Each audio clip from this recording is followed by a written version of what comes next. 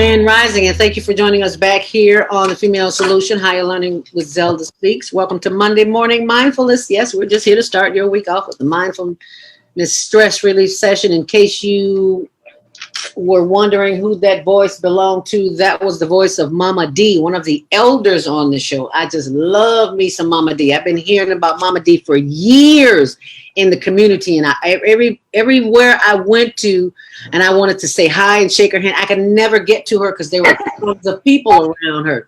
And then I met her at the transition. One of our female solution hosts, B-Love, made her transition just a little bit over a year ago. And we're sitting in the hospital room with B-Love as she makes her transition, and Mama D walks in, and I'm like, oh my God, the doors of heaven have opened up. Mama D live, and I get a chance to sit there with her all day and just talk to her, and the wisdom just flows from her. And I was like, oh my God. I hate to say it, and I'm not going to say it, but B-Love, I am going to say this. B-Love, thank you for being there for us as part of the Female Solution family, and for bringing Mama D into our lives so that we can all experience her every fourth Saturday from 12 noon until 2 p.m. So thank you, B-Love. Thank you, Mama D. And thank you, Mama CJ, Dr. CJ. Thank you for the invitation. I'm really enjoying this. This is so much fun. And your husband, who's a little on the shy side. Most thinking nerdy people, they are kind of a recluse. They'll give the information, but they're not going to come on and talk about it. So thank you very much. Maybe you can translate whatever he tells you in the near future. We can have you back on and talk about it. Yeah. If you're joining us on Facebook.com/ZeldaSpeaks, we're also on the Higher Learning Network TV show on YouTube, which airs Tuesdays at 6, Wednesdays at 1 on Channel 19. And be sure and join us tomorrow with Maika. Let's talk about it on Tuesday.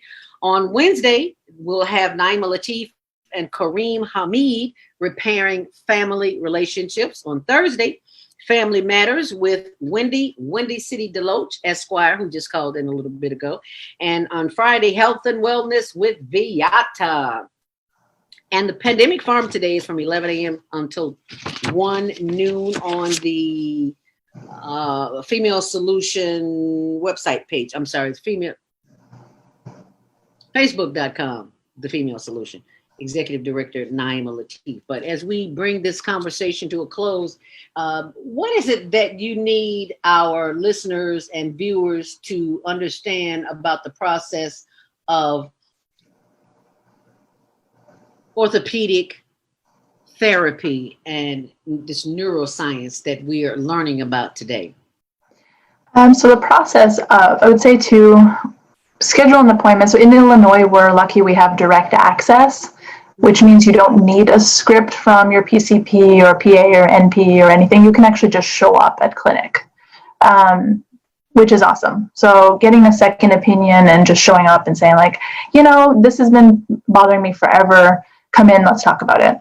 The process itself, so that's more on like the administrative side of the process, I would say. So check your state's policies on it and their laws on it. I know Massachusetts has direct access, Illinois has direct access. So double check yours to see how do you even get into a physical therapist.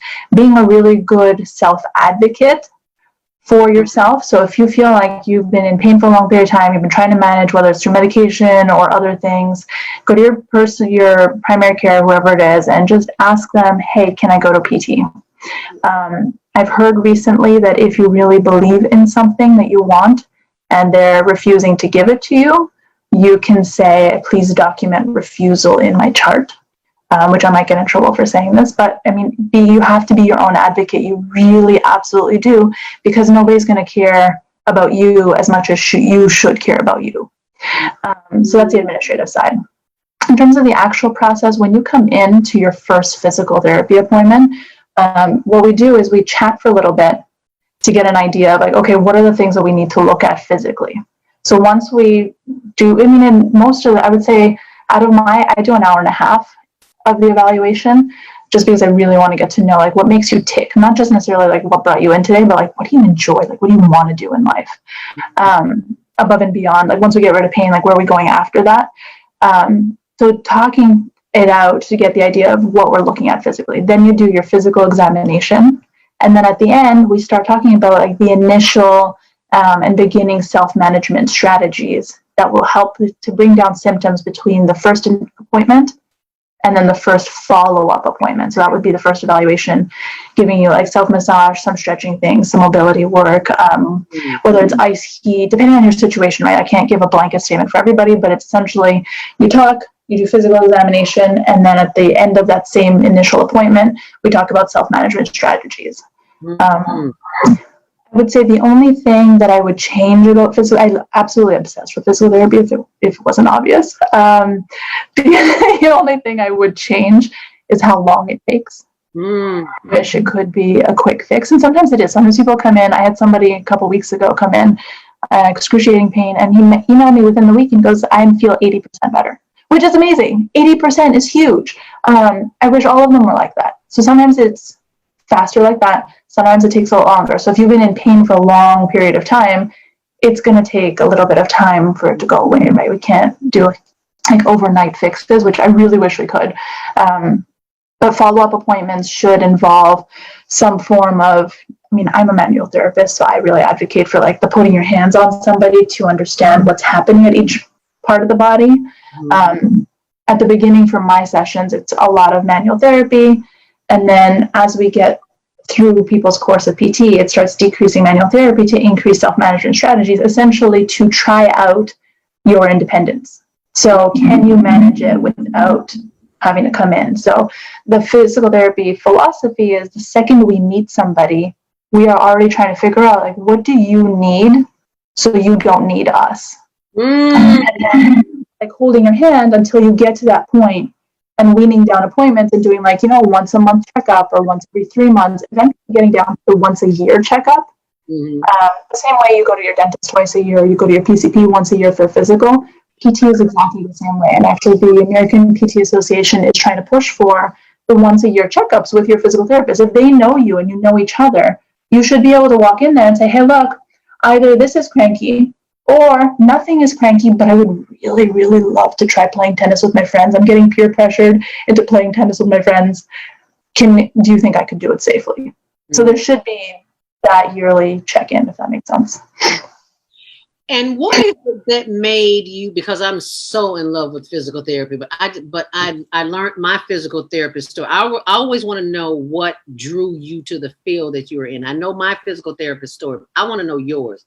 What happened in your life that made you want to go into the field that you're in now? Thank you for asking. I always forget to offer this. I think it's hilarious. I didn't know what I wanted to do. In my undergrad, I had no idea. In my undergrad, I took an elective. It was like a computer programming class. This guy, every single class, I'm from Montreal, Canada.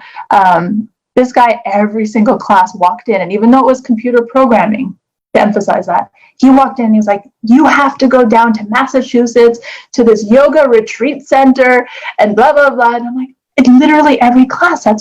Finally, but at some point during the semester, I'm like, this guy literally keeps talking about it all the time. What in the world is yoga? So I went to my local Y. I'm like, I don't have $3,500 for a weekend retreat yoga, whatever. And, I would have to drive 7-8 hours, take a bus and whatever.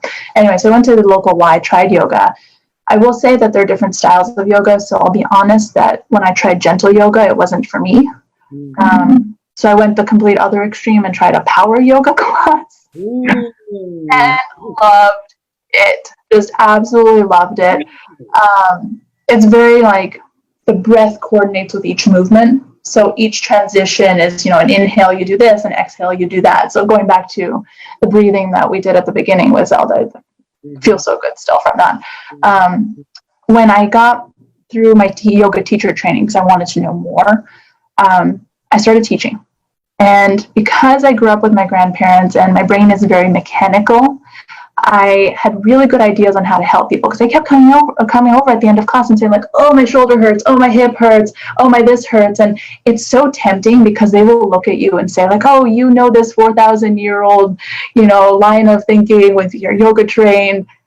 And putting that together with my mechanics of my brain from my childhood, growing up with my grandparents, I thought I could help. but I took a step back and I was like, I can't ethically help you, because what if I make a mistake and make things worse? So I stopped teaching and went to PT school for it. I'm like, you know what, if I'm going to do this, I'm going to do it properly. I just recently started teaching again. I started last year again for the first time. But it was important to me to take care of people properly. And I was terrified, and still am, of hurting people, which is why I continue. Like, I'm a continuing ed junkie is what I call myself. I like really love to continue learning, because there is this constant fear, like, well, what if I miss something? And what if somebody comes in and they give me this one clue and I miss something that was important to their overall health? So that's how I guess I ended up in PT. Wow. Yeah. That's a fascinating story. Speaking of stories, when you talked about being at the center and after the therapy, there's the massage, which I love, and the ice heat after, the ice or the heat afterwards. They always had to, Zelda, the timer went off. It's your time to go now. Can I get 5 more minutes? It is just it's like being at the spa almost. It can be. Because I thought physical therapy was for old dying people. That's what I thought. That's what was in my mind, until I get in there and I see all these young people with all these physical ailments. And I was like, this guy's got a 6-pack, and it's hot in the summertime. He's got a t-shirt on. And I was like, what are all these young people doing up in here? And it's like, age has nothing to do with therapy. I learned therapy has taught me so much that you cannot be judgmental, because we've been put in a box to think a certain way about a certain type of people who have a certain type of ailment. It is the farthest thing from the truth. So thank you for all the physical therapists in the world, and thank you for all the doctors like yourself, Dr. CJ Mimee, who bring us an enlightened perspective about what orthopedic manual, because I was trying to figure out, I'm like, what the heck is orthopedic manual therapies? Like the same thing I've been taking all day at with my orthopedic therapist. So thank you so very much for enlightening us with that information. Is there anything else you'd like to share with our audience? Well, we've got a few more calls on here. Area code, I don't know, did I take this code? Area code 708-677. You're live on the Female Solution, Grand Rising. Did I take this call already? Grand Rising, this is Sister Maika. Maika, thank you. Good morning, Grand Rising. Yes, and greetings to your guest. Thank you for all the information that you've given. It's been very enlightening, and having a hard time hearing you sometimes. Understanding what you're saying to the doctor. But every once in a while I get a word in that I really understand, but I'm really interested in what you're doing. And I want to invite your guests and your listening audience to join Mama Joy tomorrow. Mama Joy Sabura-Ramsey will be taking my show tomorrow. Let's talk about it with Maika. That's Tuesday morning, 7 a.m. to 9 a.m. And her topic is securing the blessing of liberty.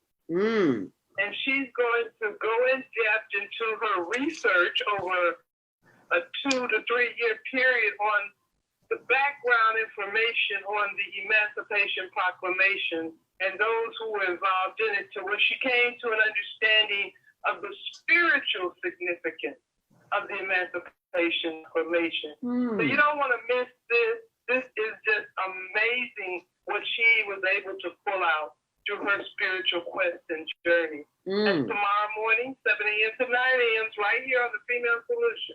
Wonderful. Thank you so much. Thank you, Maika. Right, thank you. Let's talk about it with Continue Maika. with the good work, Zelda. Thank you, and thank you.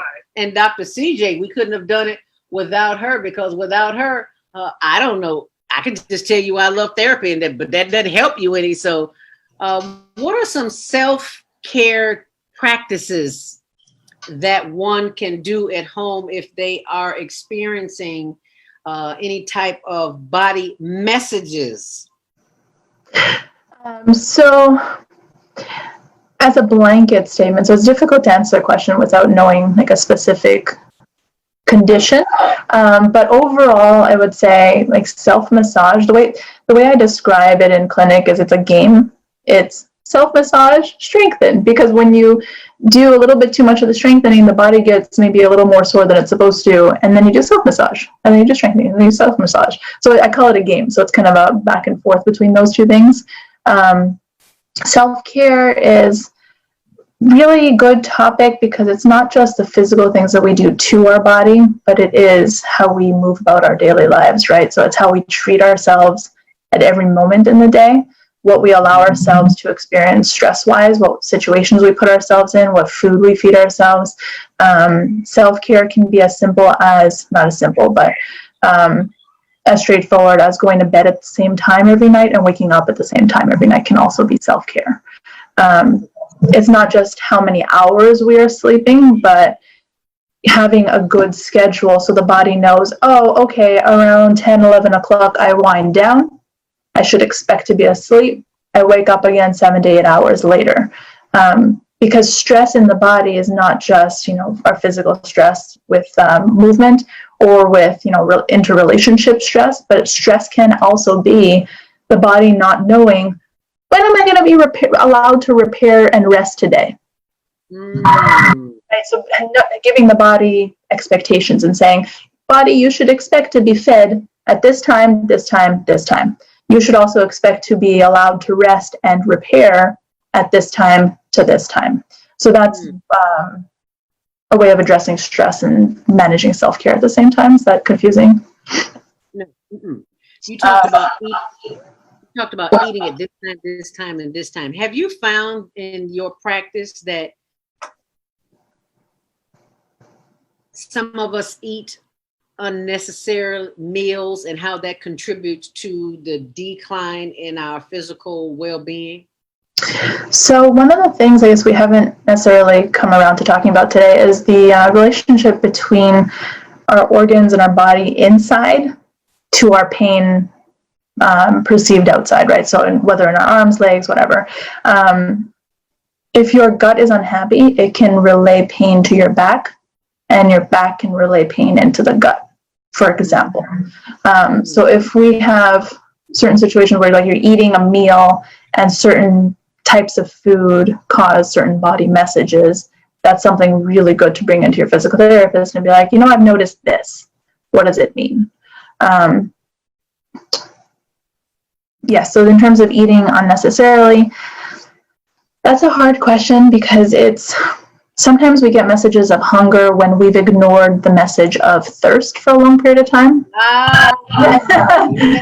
So your body's going to go, hey, look, I'm thirsty. I need water. I need water. I need water, until the point where you ignored enough that you're like, fine, I'm hungry. And then you go to satisfy the hunger. So drinking water is a really good way of keeping what you mentioned before in terms of flexibility. And as we mature and use our bodies throughout our lifetime, we lose content of water in our body. So drinking a lot more water can help with the flexibility and the pliability of our muscles. But it can also address what you're describing of I get so many messages of thirst, I ignore them so many times, the body's like, fine, I'm hungry. To get something, right?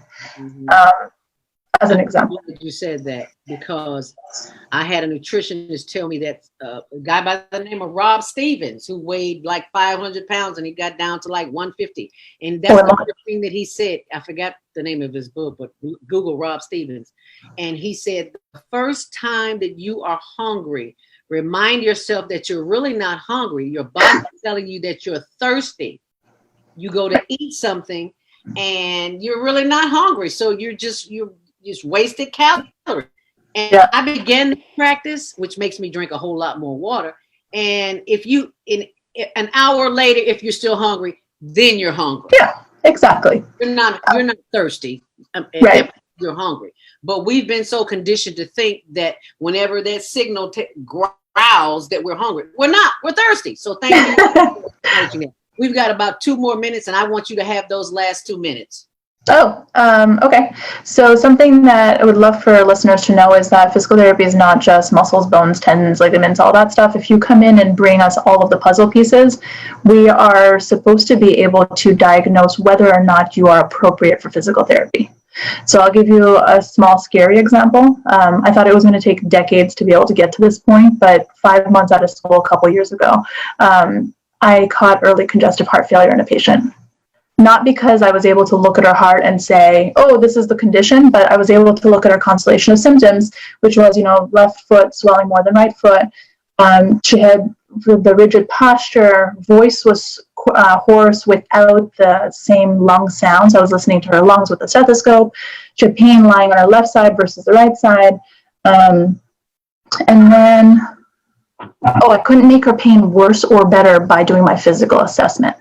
And all of these things put together with a couple other things I didn't mention led me to believe there was something going on with her heart. Obviously, I don't have x-ray vision, so I sent her back to her PCP. She came from her PCP with a script that said back pain.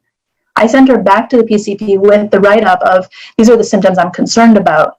So anybody that would have looked at that list of symptoms would have said, let's check the heart. So we caught early congestive heart failure on the patient. So PT is a really good starting point because we won't keep you if you're not supposed to be here. We will help send you to where you need to be. Wow, that's powerful. You've got another minute if you need it. So when you hear me play the music in the background, just keep talking. You got another minute, okay? Okay. All you need to get in. Gotcha. So that's something that I was really surprised about in physical therapy schools, that it is a lot more medical than you would expect, right? Bones, tendons, ligaments, muscles, all that stuff sounds like it could be a short degree and you learn it and you move on, but there is so much more than that, knowing which organ refers commonly to which part of the body. So if somebody comes in with shoulder pain and I can't figure out making it worse or better with my hands or their movements, then you start thinking like, oh, okay, liver, spleen, gallbladder, like what part of the body is giving you the message, but is not necessarily the root cause. So it is very medical, a lot more medical than people think, which is why when you come in, there's like extensive paperwork because we don't want to be negligent. We don't want to miss something. We spend so much time with patients, which is a huge luxury and a benefit to you. It's a luxury for us because we feel like we can actually help. The more information we can pry out, which is hard because when you come in, you're like, oh, my knee hurts. Why are you asking me about my back pain? It's all related. And it's important that we understand everything to make sure that we're not being negligent. We're not preventing you from getting the care that you need if you need to go back somewhere else. So I would say that's the most common thing when people come in and they're like, well, there's a lot of paperwork. Why do I have to answer all these questions? Can't you just fix my knee? Can't you just fix my back pain? It's like, well, I need to understand your whole body and what brought you to this point. And are you appropriate to stay, or should I be encouraging you to find a provider that is more appropriate for your situation? And I love the fact that you spend time with patients, because when you go to the doctor, you're lucky if you get 5 minutes. And that's a system issue. And I was thinking about it before our show today. It's a healthcare system issue. So I've had patients that are PCPs and they're frustrated because their facilities are forcing them to only spend 5 minutes maybe with a patient. And that's how you end up. Like, I received the script that said back pain because that's all they had time to do. They didn't have time to be like, well, have you traveled recently? Why are your feet swollen? Why is your back like this? Why I can't make, you know what I mean? Like, there's so many things that they are unable to look at, which is why we have a doctorate level now. It's not a bachelor's, it's not a master's. We are doctors of physical therapy because we need to identify scary things that might mean we need to send you somewhere else. And at the end of the day, healthcare, there is no ego in healthcare. There should be no ego in healthcare. So we need to be able to say, if I'm not the person to take care of you, I know where you should go. The show's off the air, but we're not off the air. The Female Solution. Actually, no, we're not off the air. It gives us a grace of 15 minutes. So anything else you want to say? But I did want to comment on what you said. That's why you do the whole body analysis of being on the show. And I know you've got a funeral, your grandmother's funeral to go to today. What was Granny's name? Katarzyna. Katarzyna. Yeah. The spirit of Katarzyna is with us this morning, and we thank Miss Katarzyna.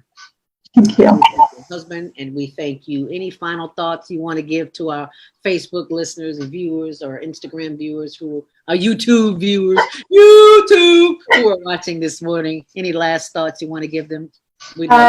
So remember to go to apta.org/findapt to find somebody in your local area. If you want help picking one out, I'm more than happy to do that. I'm in Illinois. I just moved from Massachusetts and from Boston in September, so I'm very familiar with that area.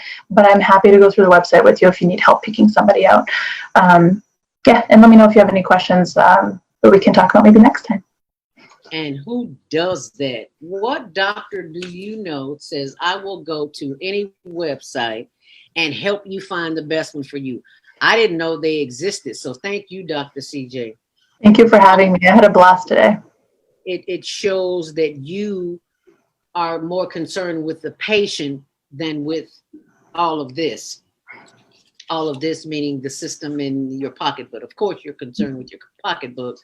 It's kind of like Granny, don't it? Yeah, but you're more interested in the whole body of the person. And thank you for reminding me or letting me know that I'm already a participant of neuroscience, because during my training for pain relief, I had to go see a psychologist. And I'm like, why am I going to see a psychologist? I'm in pain.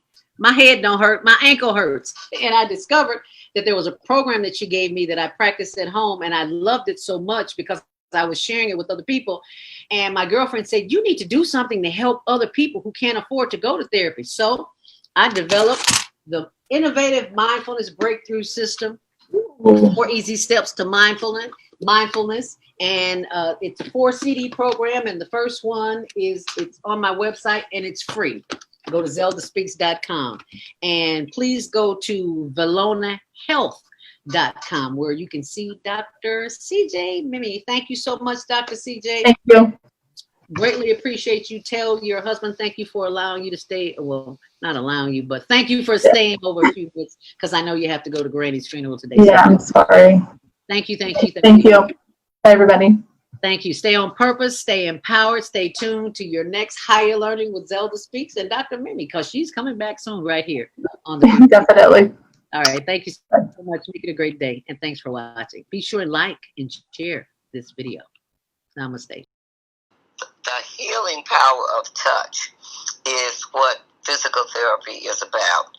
A recent survey said that physical therapy is good for the brain, and it can ward off Alzheimer's disease. And physical therapy is good for babies. And I'm in physical therapy for my stenosis that's in my back. So, but it's important for all ages, because biblically speaking, the laying hands on the body was not just good for the body, it was good for the soul. And during Hitler's reign of terror, he experimented on babies to see if he could make these perfect robotized people. So he had one group of babies that were only fed and changed, and the other group of babies, they were played with and talked to, and all those babies that only had food and being changed, they all died. And they called it harassment, a disease called harassment.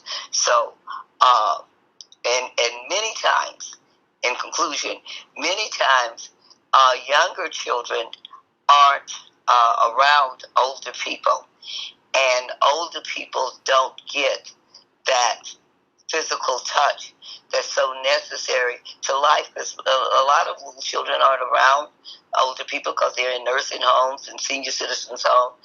But seniors need that touch. Touch, as the Hitler experiment proved, it's just necessary for good health.